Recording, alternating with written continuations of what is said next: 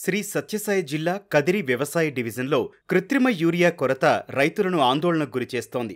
రైతు సేవా కేంద్రాల్లో యూరియా దొరక్క ప్రైవేటు దుకాణాలను ఆశ్రయిస్తే అధిక ధరకు విక్రయిస్తున్నారని రైతులు చెబుతున్నారు. తీవ్ర వర్షాభావ పరిస్థితుల వల్ల కదిరి వ్యవసాయ డివిజన్లో నామమాత్రంగా పంటలు సాగు చేశారు. 74,000 ఎకరాల్లో పంటలు పెట్టాల్సి ఉండగా ఇప్పటి వరకు 15,000 ఎకరాల్లో మాత్రమే సాగు చేశారు. జూన్, జూలై మాసాల్లో అత్యల్ప వర్షపాతం నమోదవడంతో బోరుబావుల కింద మొక్కజొన్న, సజ్జ, వరి పంటలను వేసుకున్నారు. అయితే పంట ఎదిగే దశలో యూరియా సరిపడా దొరకడం లేదంటూ రైతులు చెబుతున్నారు. మొక్కజొన్న నాటినాను, నెల 10 రోజుల నుంచి నెల 20 రోజులు అవుతుంది. ఇప్పుడు దానికి యూరియా వేయాలంటే గన ఆర్బికి కేంద్రాలు లేకపోతే గన స్టాక్ లేదంటున్నారు. ప్రైవేటు వ్యక్తుల దగ్గరికి పోతే ఎంఆర్పి రేటు ₹265.25 ఉన్నది.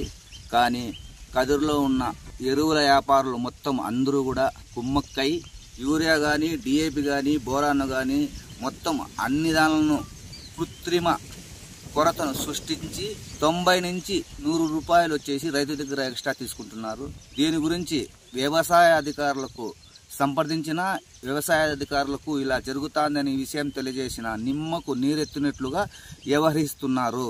మొక్కజొన్న 4 ఎకరాలు, క్రాస్ వద్ద 4 ఎకరాలు వేసి ఉన్నాము. దానికి మందులు వచ్చేసి మేము ఈ ఆర్బీకోల్లో గవర్నమెంట్ ద్వారా మనకు అందుబాటు లేనందువల్ల కదిరిలో ఎరువులు బ్లాక్లో కొనడం వల్ల రైతులు నష్టపోతున్నాము.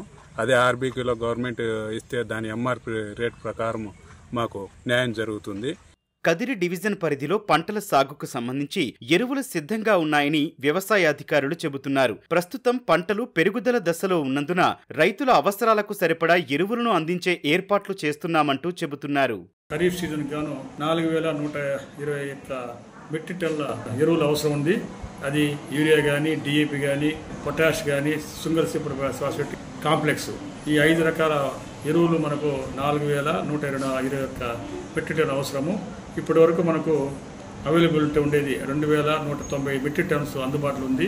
ఇంకా కావాల్సిన రైతులకి ఆర్ఎస్కేలు అంటే మనకి రైతు సేవా కేంద్రాల ద్వారా, అదేవిధంగా ప్రాథమిక వ్యవసాయ సంఘాల ద్వారా ఎంఆర్పి రేటుకే విక్రయించడానికి మేము చర్యలు తీసుకుంటున్నాము. ఇంకా ఎక్కువ కావాల్సిన రైతులకు కూడా అవసరమైతే ఇంకా తెప్పించి అందుబాటులో ఉండడానికి ప్రయత్నిస్తున్నాము. ప్రైవేట్ డీలర్స్ కంప్లైంట్స్ వస్తే రైతు మనకి రిటర్న్గా ఇస్తే మాత్రం వారి మీద లైసెన్స్ క్యాన్సిల్ చేయడానికి, సీజ్ చేయడానికి నేను ప్రయత్నిస్తాను. ఎరువుల అందజేతలో రైతులకు ఎలాంటి ఇబ్బందులు తలెత్తకుండా తగిన చర్యలు చేపడుతున్నామని, వ్యాపారులు అధిక ధరలకు ఎరువులను విక్రయిస్తుంటే కఠిన చర్యలు తీసుకుంటామని అధికారులు హెచ్చరిస్తున్నారు.